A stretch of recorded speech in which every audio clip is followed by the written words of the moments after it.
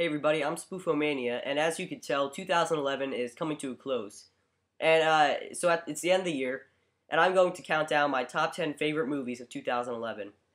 And if I were to use one word to describe the whole year, it would be surprises, because 2011 had so many surprises in it, and some of those surprise movies are on my list right now. So let's get right to it. I'm going to start off with the honorable mentions. The ones that didn't quite make the top 10, but I feel like they're still worth mentioning. One of those honorable mentions is Moneyball, which is directed by Bennett Miller, and Brad Pitt and both Jonah Hill do a great job in the movie. It tells a really good story, and I really enjoyed it.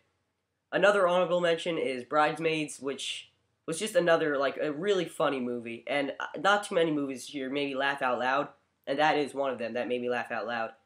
Everybody is great in it, including Kristen Wiig and Melissa McCarthy. Bridesmaids is one of the funniest comedies of the year, and it's definitely worth checking out. And then the last honorable mention is X-Men First Class, which some of you may be disappointed didn't make my top 10 list. But that doesn't mean you shouldn't see it. It's one of the best superhero movies I've seen for a while. Matthew Vaughn directs it, who did Layer Cake and Kick-Ass, and it's just it's a really fun movie to watch. So now I'm just going to go right into my top 10. Coming in at number 10 is Mission Impossible 4.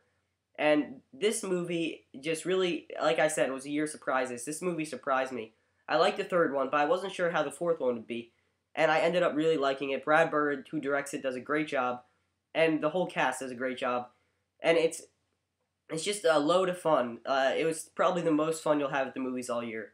So that's my number 10. Coming in at number 9 is Super 8. And I knew I wanted to see Super 8 since I saw the trailer. The trailer was great. It didn't give too much away about the movie, but it showed all the cool special effects, and and especially the train crashing scene, which might be one of my favorite movie moments of the year. And it stars I forget the name of the main kid in the movie, but it has Kyle Chandler in it from Friday Night Lights. It's directed by J.J. Abrams, and it's produced by Steven Spielberg, so that's a pretty good team right there. Coming in at number 8 is Harry Potter Part 2, and the Deathly Hallows Part 2, which it's just like an epic movie. It's so different from Part 1, which I wasn't really a big fan of because I felt it was too slow, and they probably could have made it into one movie, but still, I feel like Part 2 really made up for Part 1. And I've always said that I like the cast in Harry Potter. I like how they work together, and especially in this movie, Snape is so cool. And of course, Ralph Fiennes as Voldemort does a great job. Everyone just scores in this movie. The best word to describe that movie is probably the word epic, because it's just an epic conclusion. Coming in at number 7 is Drive. I saw Drive actually just not too long ago, and I was really surprised by how much I like it, because I heard that there's a lot of mixed feelings about it. A lot of critics seemed to like it, but a lot of fans were kind of iffy about it, and they were kind of upset by the way it was marketed, but I loved it. I thought so much is communicated by Ryan Gosling's facial expressions. He probably doesn't say more than 250 words in that movie, but just a camera shot on his face can express how he's feeling at that time. And Gosling does a great job, and also Albert Brooks does a great job too. I definitely recommend Drive. Now, another Ryan Gosling movie that's coming in at number 6, which I thought would be kind of stupid and stuff, but I ended up loving it, and I guess you could guess from what I just said. Number 6 is Crazy Stupid Love.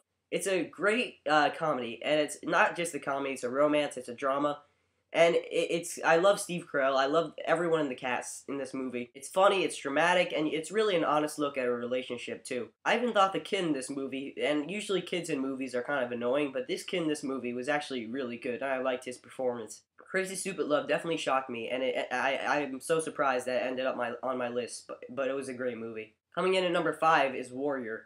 And Warrior is a movie that has great performances, and it tells a great story, too. It's directed by Gavin O'Connor, who I think also did Miracle. And in this movie is Tom Hardy, who does a great job. And Nick Nolte, too, who should get an Oscar nomination. I'd love to see him get one for Best Supporting Actor, because he is so good in the movie. It's probably the best MMA movie of all time. It doesn't have a lot of competition, but still, it's a really good movie. Coming in at number 4 is a movie I thought I would almost forget about, but before I made my list, I remembered it, and Source Code. It stars Jake Gyllenhaal, and it came out earlier this year, and I was surprised because I was watching some other YouTubers make their top 10 lists, and I'm surprised that they didn't leave this movie out, because I almost forgot about it. It was so early in the year, but I had a really good time in this movie. It's a great return for Jake Gyllenhaal, who kind of had a sort of a flop with Prince of Persia, which wasn't the best reviewed movie, and it didn't really go over well with fans either. But still, this movie makes up for it. Everyone's good in this movie, and it's really an good original idea, as I like to call it. And coming in at number 3 is another movie. I put up a review of this movie, and pretty recent, and it's War Horse. War Horse is directed by Steven Spielberg, so you know it's not really going to disappoint you. And the one thing that Spielberg always manages to do in his movies, no matter how bad or good they are, is he always manages to tell a story.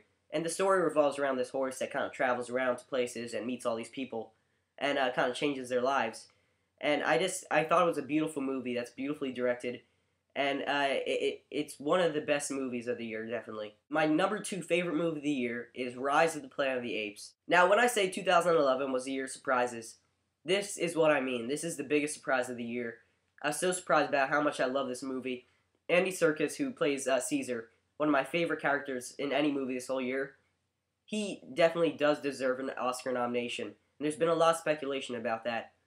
And although he does deserve one, I don't think he'll get one just because it's the Academy, and the Academy's kind of still stuck in the past. But hey, he might get a U Reviewer award, which would be pretty awesome too. But Apes is directed by Rupert Wyatt, and it's a prequel to Planet of the Apes. It tells a really good story, and Andy Serkis is really the star of it.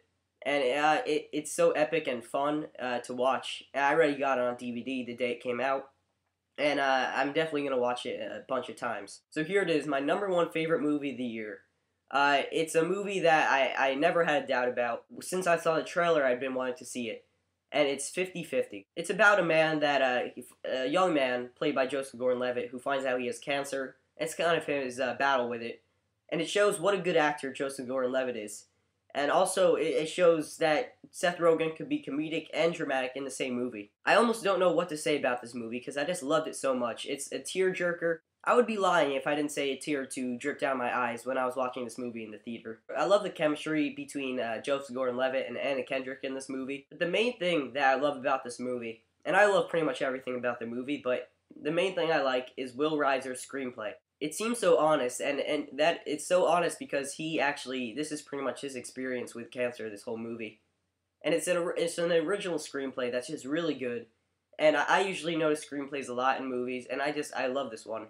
It had a perfect mix of comedy and drama. 50-50 is my favorite movie of the year, and it definitely deserves some recognition from the Academy too. Joseph Gordon-Levitt, I hope he gets an Oscar nomination, and I hope Will Reiser gets a screenplay nomination too. So there it is, my top 10 favorite movies of the year list and some honorable mentions. Thanks for watching, and I guess I'll see you next year.